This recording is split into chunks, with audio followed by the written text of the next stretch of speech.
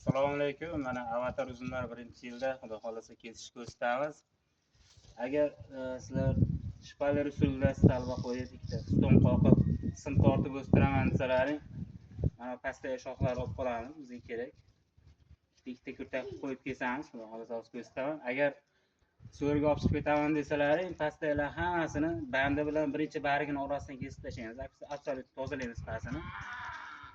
Keyin ikkala yo'lda ham birinchi o'rinda mana pishmagan joyi yashil bo'lib turibdi.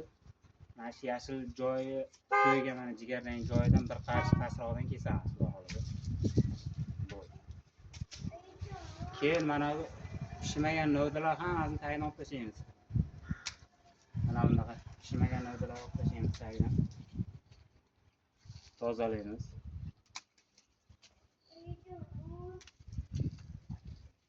Mana bunaqa kalta novda, mana pishgan kalta bo'lsa ham mana jigarrang.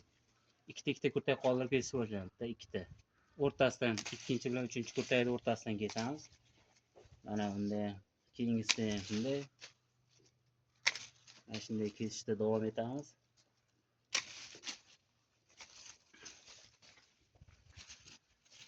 Bitta, ikkita.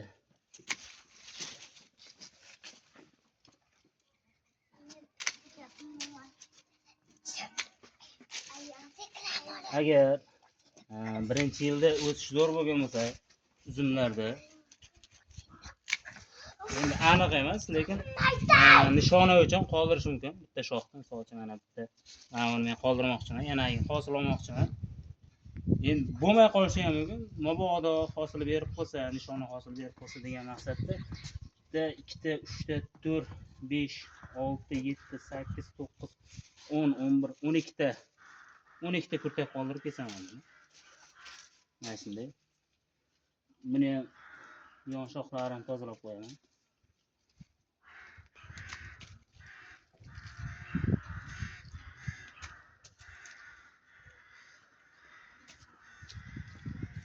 Bo'ldi, xudo xolasa mana shu holatda mana bu kurtaklari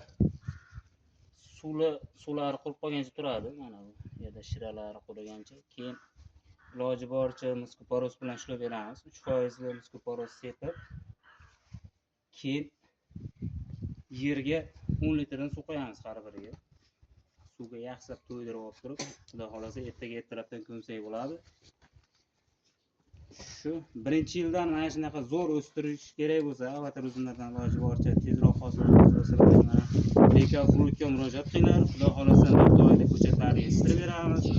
Qo'lni tarbiyalash bo'yicha, o'g'itlash, hamma kasalliklarga qarshi kurash, hammasi bo'yicha o'zimiz maslahatlarni, bepul maslahatlarimizni berib boramiz guruhimizda. Biz bilan bog'laninglar, xudo xolasa mart oyida ko'chatlarni tarqatishni boshlaymiz. Beka Fruitni kuzatishda davom etinglar. Rahmat.